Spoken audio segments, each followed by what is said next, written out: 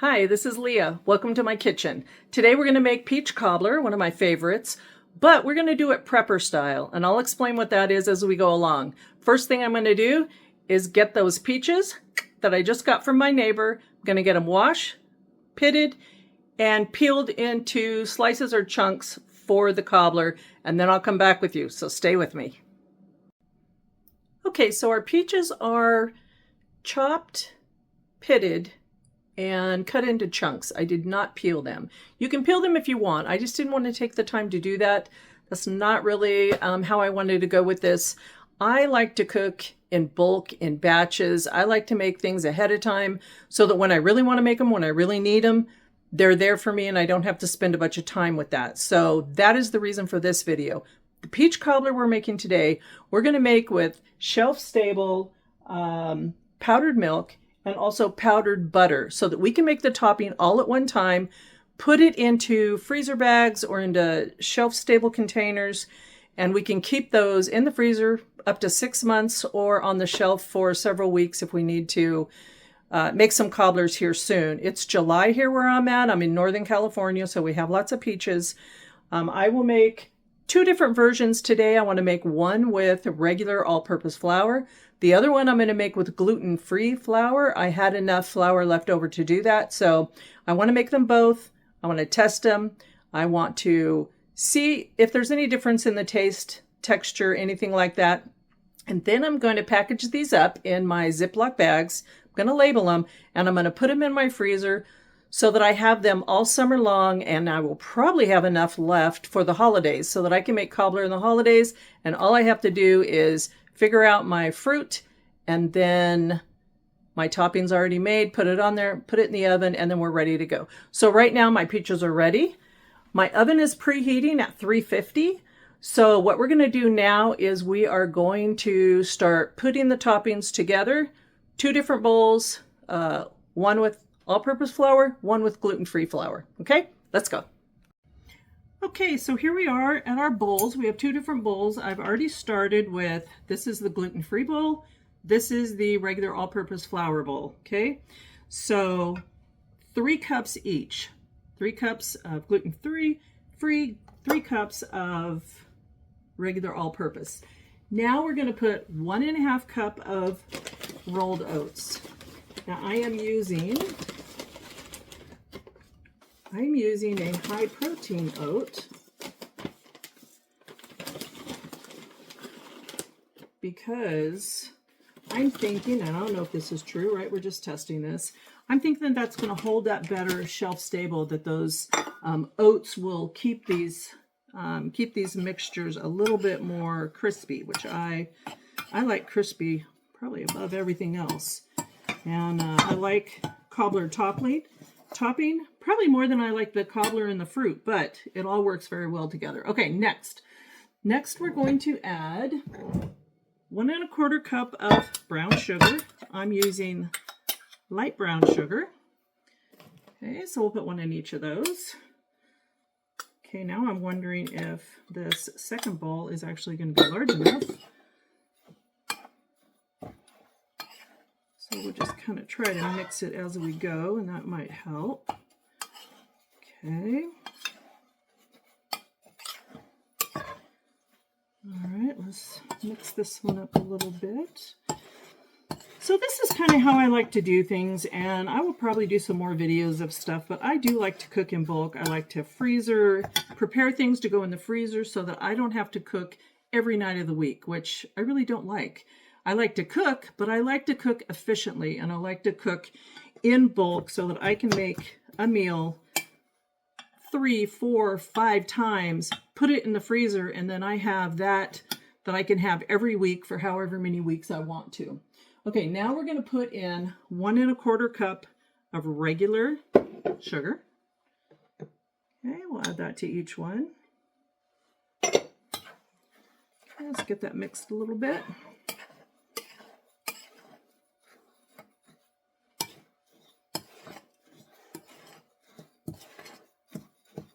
Okay, now we are going to add 1/4 cup of cornstarch. Get all that that in there. And the next one, cornstarch in here.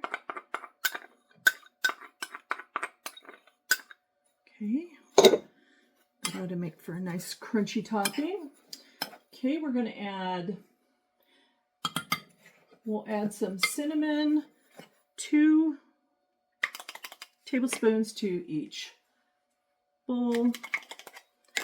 And we'll add 1.5 tablespoons, teaspoons of cinnamon, teaspoons of salt. So 1.5 teaspoon of salt.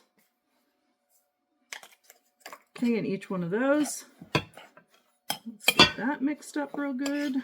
Sorry, I didn't mean to cling that.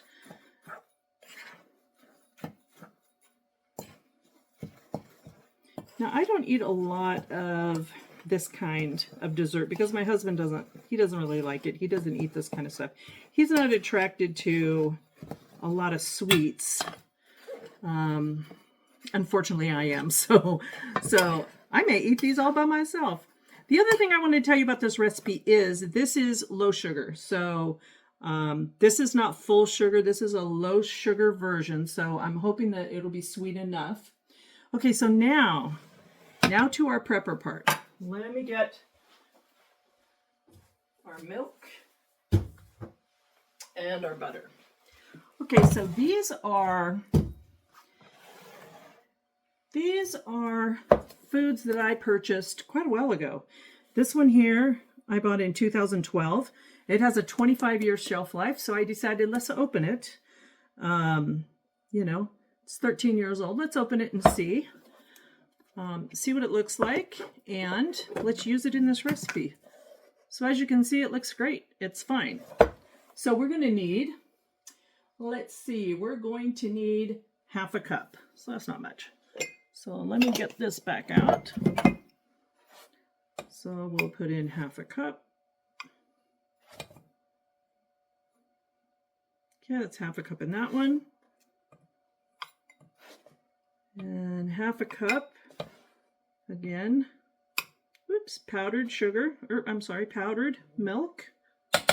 Okay, that takes care of the milk. Let's just mix it a little bit here.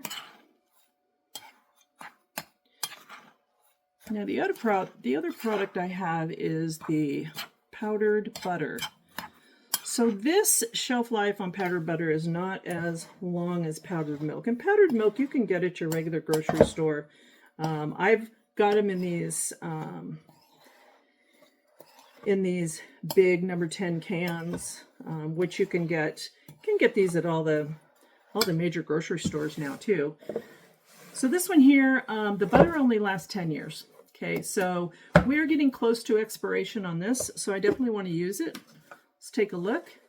I just opened it today. That's what the powdered butter looks like. So let's get going with that. And this one, we need a little bit more. So this we're going to put 1.5. Smells like butter.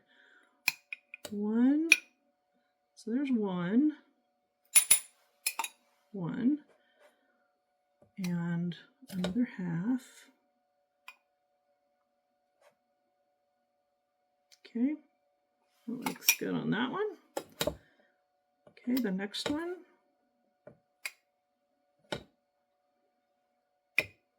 This kind of smells like popcorn butter. If you were to smell dried popcorn butter, that's kind of what this smells like. Okay. All right, so we got it all. So let's put that out of the way. So we put in our 3 cups of flour, 1.5 cup of rolled oats, 1.25 cup of brown sugar, 1/2 cup of granulated sugar, 2 teaspoons of cinnamon, 1.5 teaspoon of regular salt, 1.5 cup of powdered butter, 1/2 cup of powdered milk or dry milk. You could also use coffee creamer if you wanted to use that. And then 1/4 cup of cornstarch. Okay, so there it is. There's our mixture. So when we want to use this, All right, we'll use a little bit today of both of those for our peach cobbler. When you want to use this, you're going to mix it with cold water. And that's how you're going to get your topping. And then you're just going to put that over your fruit, whether you have apple or whether you have peaches or whatever fruit you like in your cobbler. Okay. Okay, so that looks pretty good. So that is our gluten-free mix with our oats. Now, if you want to not do it in bulk like I do, you can certainly do this and make one batch each time. Now, this should make 4 batches. Each batch is going to be a cup and a half, 2 cups, I would say. Maybe a little less than that. And my pans today, because it's just my husband and I, my pans today are going to be smaller. They're not 9 by 13. I'm doing more like a 9 by 9. I'm using the aluminum pans, and I don't know that I would try to cook it and then freeze it. I think that would maybe get a little mushy. I haven't tried it. I'm just guessing that it would, and nobody likes mushy cobbler, so I probably would not do that.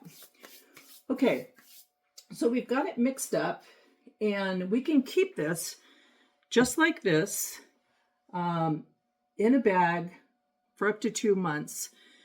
But what I will do is I'm going to put this in the freezer. So and that'll keep it up to a good 6 months, maybe a little bit more, which will take me to the holidays. All right, so I'll do it that way. Let me get this back up here. So we'll do it that way. But today we're going to make one of each so that we can give it a try. Okay, so my oven is preheating. I don't know that it's quite ready yet. So my peaches are, they're in that bowl back there. What I also did to those peaches, just to make it ready, is I put a little bit of lemon juice on it. I sprinkled it with some of the cinnamon I used in the recipes, just a little pinch, and a little bit of the granulated sugar, just to kind of keep that while it was sitting on the counter waiting for me and getting ready to put them in the oven. So what I'm going to do is I'm going to get my pans. So this is the size pan I'm using. I think that's 8 by 8 or 9 by 9. I'm going to spray them with cooking spray so they don't stick. And then I'm going to fill it with my peaches, and then we're going to put topping on it. We're going to put it in the oven. I'm going to come back in a minute though, because I think my oven needs just a little bit longer to preheat. Okay. Okay, so we're back. So I have my peaches in my sprayed pans. So I only was able to get, I think I had 6 or 7 peaches from my neighbor. They were good size. They were large peaches. So I did split them in half. And you can see here, they smell wonderful. They really do.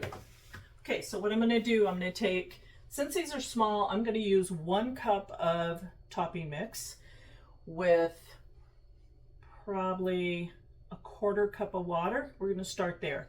I want it crumbly, so we're going to mix it up. And then we're going to put it on top. So let's start out.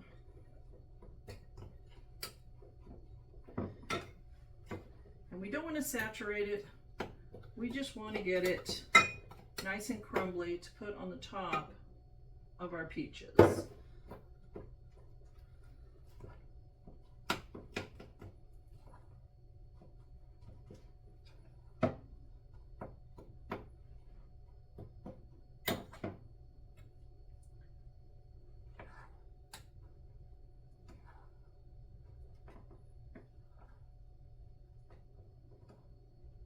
Okay. All right. Okay, we're back. So the cobblers are out of the oven. Now I checked them at 30 minutes. They weren't quite ready. 35 minutes is what the gluten-free, I pulled it out. And I pulled it out sooner than the other because it was browner. It was crisping better, which I like. Now the regular flour, I left it in 3 or 4 minutes more. So gluten-free was a good 35 minutes. The other one was almost the full 40. Let me show you the difference between the color, if I can show you there. So one is definitely a little browner, and I think I'm gonna like that one better because I like crispy brown topping. So let's try the gluten-free first. Get some of that topping. Whoops, Mmm. Mmm. I like that. That is good. Mmm. You know what? It's good and sweet, but it's not too sweet. So it's right on the edge of having a nice flavor, a nice sweetness, but it's not over the top like you think you're just gonna, you know, sugar out here. So that's good. I like the gluten-free. Let's try the other one. So this is the one where the topping is not quite as brown. So as far as attractiveness, I like the browner crust better, but let's take a taste.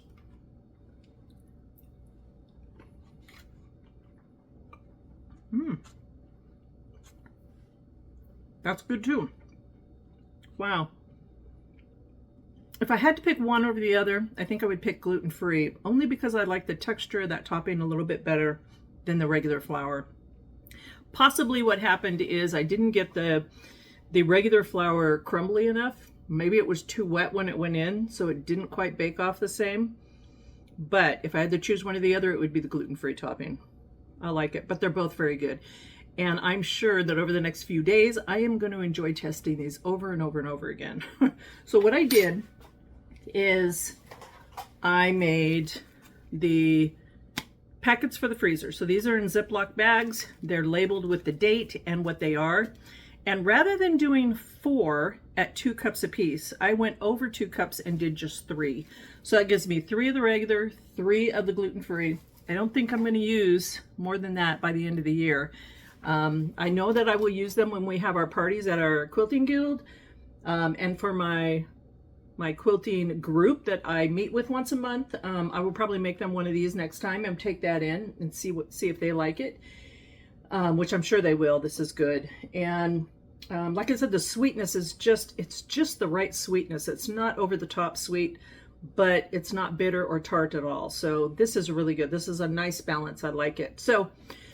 So what we did to make this shelf stable, just to go over it one more time, we used the powdered milk and we used powdered butter. So those are the 2 ingredients we put in our mix so that when we want to go use it, however many times in the next probably 6 or 7 months, all I have to do is add enough water to make it crumbly, however much that is. Start at a 1/4 cup. If you're doing 2 cups of mix of topping, start with a 1/4 cup and then inch up to a 1/2 cup, keeping it crumbly, and put on your topping. Okay, 35 minutes in the oven I think is going to do it at 350. If you also use the shelf-stable ingredients like the powdered milk and the powdered butter, let me know in the comments what you guys are making with them, because I like to use this kind of stuff. And now that I've got these cans open, I want to make some more stuff and use it up. Once it's open, I will probably put these in my refrigerator. I have a spare refrigerator in the garage. I'll probably put those in there so that they will probably last, you know, throughout the year, a good 6-8 months probably, now that I've opened them. So I want to do that. So leave me in the comments. Tell me how you like, if you try this, how you liked it, and how you're using your shelf-stable ingredients. Okay, so that's it for now. We'll see you at the next video. Bye.